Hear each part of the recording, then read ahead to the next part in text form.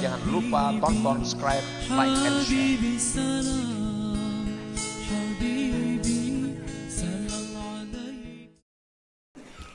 Inna shalah tanha anil fahsya wal munkar. Sembahyang itu, firman Allah mengatakan bahwa bisa mencegah seseorang dari perbuatan jahat. Artinya orang yang sembahyang itu, pengaruh dari sembahyangnya terhadap dirinya bisa menghindarkannya dari perbuatan-perbuatan yang mungkar. Yajma'u tilkal ma'aniya ala kathratiha sittatu jumal. Yajma'u tilkal ma'aniya, menghimpunkan akan makna-makna yang batin tadi, atas banyaknya makna-makna yang batin itu oleh 6 jumlah. Nah, 6 jumlah ini sudah mencakup dari seluruh makna-makna batin yang ada di dalam sembahyang itu. Pertama, hudurul qalbi, hadir hati. Yang kedua, wattafahumu, mempaham. Yang ketiga, watta'zim, mengagungkan. Yang keempat, wal haibatu, takut. Warraja'u, yang kelima, mengharap. Yang keenam, wal haya, dan malu. Nah, jadi 6 hal ini mesti ada di dalam setiap gerak-gerik tutur kata sembahyang itu. Fal nadhkur tafasilaha, kami akan menyebutkan, ujar pengarang ini, akan perinciannya. Apa-apa yang dimaksud dengan hadir hati, nah akan disebutkan secara rinci. Thumma asbabaha, kemudian kami sebutkan sebab-sebabnya. Apa sebab hati bisa hadir? Apa sebab seseorang itu bisa paham? Apa sebab seseorang itu bisa takut? Summal ilaja biktisabiha, kemudian kami akan menyebutkan cara untuk mendapatkannya. Macam apa cara supaya bisa hadir hati itu? Macam apa cara supaya bisa paham? Akan dijelaskan. Ammat tafasilu, adapun perincian-perinciannya, fal awwalu, yang pertama, hudurul qalbi, hadir hati. Ini merupakan pokok dari yang 6 tadi. Hudurul qalbi, ini hadir hati. Yang 5 sesudahnya itu kada akan bisa ada kalau mudal hudurul qalbi ini kada ada. Ini modal dulu, hudurul qalbi. Wa na'ni bihi ayyafrugal qalbu an ghairi ma huwa mulabisun lahu wa mutakallimun bih. Kami maksud dengan hadir hati di dalam sembahyang itu adalah bahwa kosong hati dari selain sesuatu yang dia mengerjakan bagi sesuatu itu dan menuturkan dengan sesuatu itu. Itu dimaksud dengan hadir hati. Kosongnya hati dari selain yang dia kerjakan dan yang ia ucapkan. Jadi misalnya kita mengerjakan ruku, dalam hati kita itu, kita ini sedang ruku dan sedang membaca subhana rabbiyal azim. Nah itu. Jadi bila mana kita ruku, waktu ruku itu kita sadar bahwa kita ini sedang ruku, sedang membaca subhana rabbiyal azim, berarti kita sudah hadir hati di situ. Nah itu maksudnya hadir hati. Lain pada itu kada ada dalam hati kita, kosong. Waktu kita berdiri, kita sadar kita sedang berdiri, dan kita sadar kita sedang mengucapkan alhamdulillahi rabbil alamin. Ar-Rahmanir Rahim. Sadar bujur kita sedang mengucapkan itu dalam hati. Nah, jadi mulut kita mengucapkan Ar-Rahmanir Rahim, hati kita menyadari bahwa kita sedang mengucapkan itu. Lain pada itu, kosong hati kita. Nah, itu ngarannya hudurul qalbi. Kita sujud, kita sadar bahwa kita ini sedang sujud kepada Allah, dan kita sadar bahwa kita sedang membaca Subhana Rabbiyal A'la. Itu hadir hati. Nah, apabila kita sujud, kita berdiri atau ruku, kita kadang menyadari kita sedang itu, dan hati kita kadang menyadari apa yang kita baca. Nah, itu kada hadir hati. Nah, itu ngarannya kada hadir hati. Kan hati kita ini bisa berjalan ya. Kita ini berdiri sembahyang menghadap Allah, kita membaca Alhamdulillahirabbil alamin, tapi hati kita ini bisa di pasar anaknya. Bagi orang yang ahli pasar, bagi orang ahli kantor bisa di kantor hatinya, bagi orang ahli tani bisa di perumahan hatinya, bisa di kebun hatinya. Padahal kita sedang berdiri, sedang membaca Alhamdulillahirabbil alamin, tapi hati kita kada hadir dengan itu. Nah, ini kada hadir. Maka bila hati ini kada hadir, 5 berikutnya ini kada akan ada. Ini modal dulu. Nah, apabila kita sembahyang itu hadir hati, walaupun 5 sesudah itu belum ada, itu sudah ada nilai di sisi Allah. Sudah ada nilai. Sembahyang kita sudah hidup, walaupun masih sakit-sakitan hidupnya, tapi sudah hidup. Kita sadar kita sedang ruku, kita sadar kita sedang membaca Subhana Rabbil Azim, sadar itu aja, itu sudah ada nilai sembahyang kita, sudah hidup. Walaupun kita kada paham apa artinya Subhana Rabbil Azim, kada ngerti. Kita di situ kada ada merasa membesarkan Allah, kada ada. Kada ada merasa takut lawan Allah, kada ada. Cuma sekedar bahwa kita sedang ruku membaca Subhana Rabbil Azim, itu sudah hadir hati, sudah ada nilai. Nah, di sisi Allah Subhanahu wa Ta'ala. Nah, makanya ada hadis yang mengatakan bahwa sebuah sembahyang itu bisa diberi nilai oleh Allah 1/10-nya, ada yang diberi nilai 1/5-nya, ada yang diberi nilai 1/berapanya. Nah, tergantung apakah dia bisa melengkapi seluruh makna-makna yang batin itu atau kada melengkapinya. Satu ini ada, sudah ada nilai. Fayakunul ilmu wa bil fi'li wal qawli makrunan bihima wa la yakunul fikru jailan bi ghairihima. Maka jadilah mengetahui, menyadari dengan perbuatan, perkataan, disertai dengan keduanya itu, perbuatan, perkataan, dan tidak adalah pikirannya berjalan berkeliling pada selain keduanya itu. Nah, itu yang disebut dengan hadir hati. Ini yang pertama diusahakan. Macam apa supaya hati itu hadir dulu. Kada usah mikirkan khusyuk dulu. Ini semacam kayak apa hati supaya hadir. Bila ruku, hati umpat ruku. Mulut kita membaca alhamdulillah, hati umpat membaca alhamdulillah. Kita sujud, hati umpat sujud. Nah, itu sudah hadir hati. Ini ada orang sembahyang tuh nang kada merasa. Ini makmum. Allahu Akbar timbul salam, imam salam juga inya. Kada tahu surah apa yang tadi membaca, kada tahu. Imam itu 5 rakaat sembahyang kada tahu juga. Mungkin begitu Allahu Akbar umpat rukuk, sujud, tonton salam juga. Imam tadi membaca apa dan dengar laginya. Pada orangnya kada tuli. Imam tadi surah apa dibaca sin kuliah wadduha kada tahu laginya. Imam itu tahiyat awal kada tahu juga. Nah, kemana hatinya? Itu kada hadir hati. Dan ini dialami oleh seluruh manusia. Nah, dialami oleh seluruh manusia, baik orang yang sibuk atau pengangguran. Orang kada gawian itu bukan berarti sembahyangnya khusyuk, ada juga kemana-mana ke hatinya.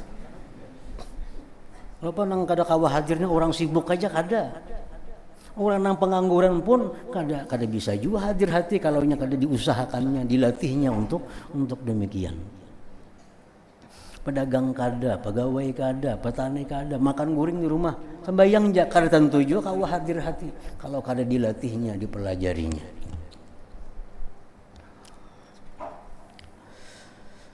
Nah itu perinciannya dari hudurul qalbi. Wattafahumu, dan yang kedua mempaham lima'nal kalam, bagi makna pembicaraan. Nah ini tentu sesudah hadir hati. Kalau hati kada hadir, apa yang dipaham? Kalau hati kada menyadari kita mengucap alhamdulillah, apa yang dipaham? Nah jadi mempaham itu sesudah hadir hati. Mulut kita mengucap alhamdulillahirabbil alamin. Nah ini paham artinya itu bahwa puji-pujian itu milik Allah.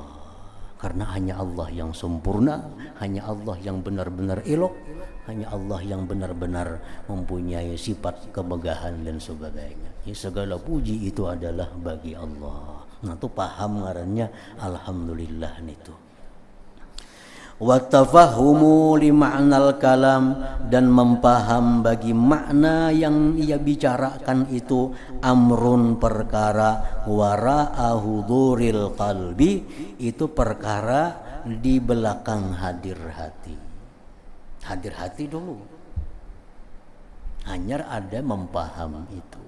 Jadi kita pahami apa yang kita baca itu. Iyyaka na'budu, apa pahamannya? Iyyaka nasta'in, apa pahamannya? Nah kalau sudah kita kawah hadir hati, kau mempaham apa yang kita baca, nah ini sembahyang makin hidup lagi sudah, makin hidup lagi.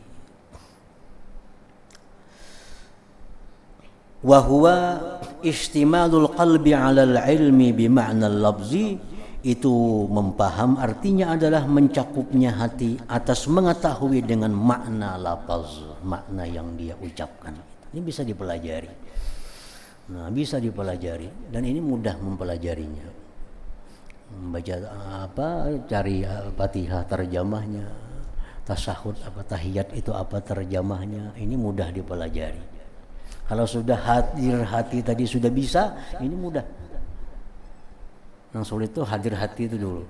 Kalau itu sudah ada hadir hati, memahami ini mudah. Tinggal kita baca buku, apa maknanya alhamdulillah rabbil alamin, apa maknanya rahmat, supaya paham. Wa kam min ma'anin latifatin yafhamuha al-musalli fi athna'is salah tamna'uhu 'anil fahsya wal munkar.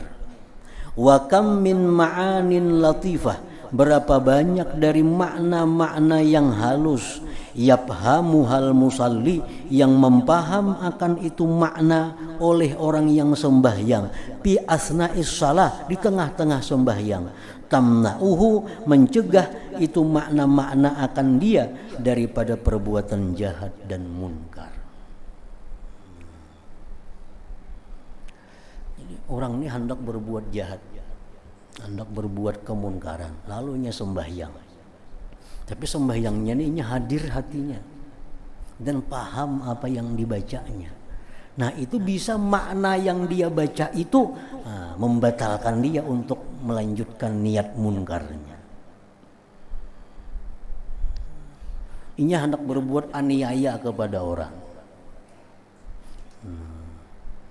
berbuat aniaya kepada orang, lalu sembahyang. Dalam sembahyang dibacanya Quran, kan ada Quran ayat-ayat sembahyang. Nah, dibacanya ayat ala la'natullah alal zalimin, laknat Allah atas orang zalim. Maka seorang ini menganiaya orang nih. Nah, itu bisa mundur daripada menganiaya orang karena dia paham apa yang dia baca di dalam sembahyang itu.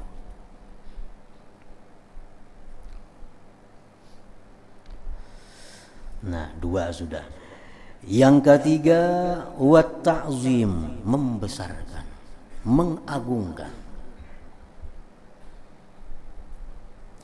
Ini wara al-hudur, di belakang hadir hati, wal fahmi, di belakang paham, zaidun alaihima, ini lebih tambahan atas keduanya hadir dan paham.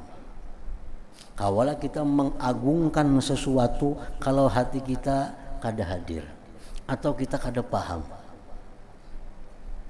Nah, kita bisa mengagungkan sesuatu kalau kita tahu sesuatu itu apa, dan hati kita menyadari bahwa kita ini sedang dengan sesuatu itu. Nah, timbul di situ mengagungkan. Nah, jadi mengagungkan ini sesudah hadir hati, paham nang dibaca, hanya ada mengagungkan. Coba kita baca Fatihah. Iyyaka na'budu wa iyyaka nasta'in. Hanya kepada Engkau kami beribadah. Nah, hanya kepada Engkau kami minta pertolongan. Nah, waktu kita mengucap Engkau itu kita ada ta'zim, ada mengagungkan Allah di situ. Lain lawan kawan kita bebandir. Nah, ikang, engkau. Kita bebandir nih sama pada ini kawan, ini orang yang kita hormati. Kita bebandir lawan kawan yang tatuha, pian juga. Orang yang kita hormati, pian juga. Tapi takzim dalam hati kita itu kada kawa disamakan. Otomatis hati kita pasti dengan orang ini, hati kita ada takzimnya. Dengan orang biasa, hati kita ya biasa aja. Contoh lain, kita baca surat kabar. Kita baca surat kabar, kita hadir hati, kita paham, adalah kita takzim dengan surat kabar itu. Tonton surat kabar tak andak, bisa. Kan ada takzimnya. Padahal kita hadir hati membacanya, paham apa yang kita baca, tapi kada ada takzim. Nah, lain dengan baca Quran.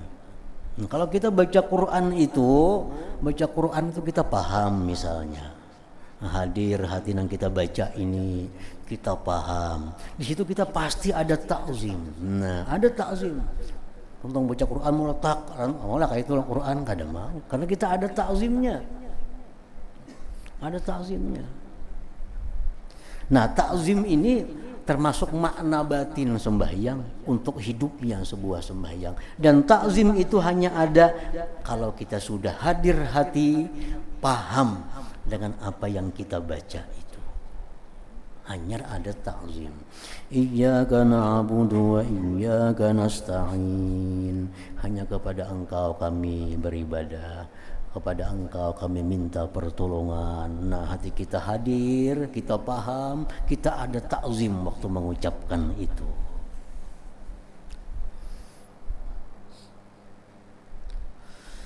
Wal haibatu, yang keempat haibah, zaidatun ala ta'zim, takut.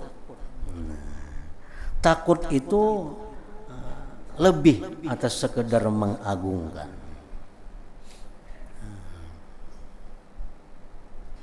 Wahia itu takut, ibaratun satu ibarat, an khaufin dari ketakutan, mansya'uhu yang terbitnya itu takut, at-ta'zim wal ijlal. Nah, kalau kita sudah mengagungkan, kita ada takut. Nah, kita ada takut. Takut itu timbulnya akibat dari kita mengagungkan. Nah, kita mengagungkan Allah karena kita tahu Allah punya sifat kebesaran. Lalu kita ada takut terhadap Allah. Nah, ada takut kepada Allah. Nah, jadi kalau nya kada ada takzim, kada ada takut. Orang nang kada kita agungkan, apa kita takuti? Kita takut kepada orang yang kita agungkan itu. Nah, kita mengagungkan Allah, dari pengagungan itu kita timbul ada takut dengan Allah.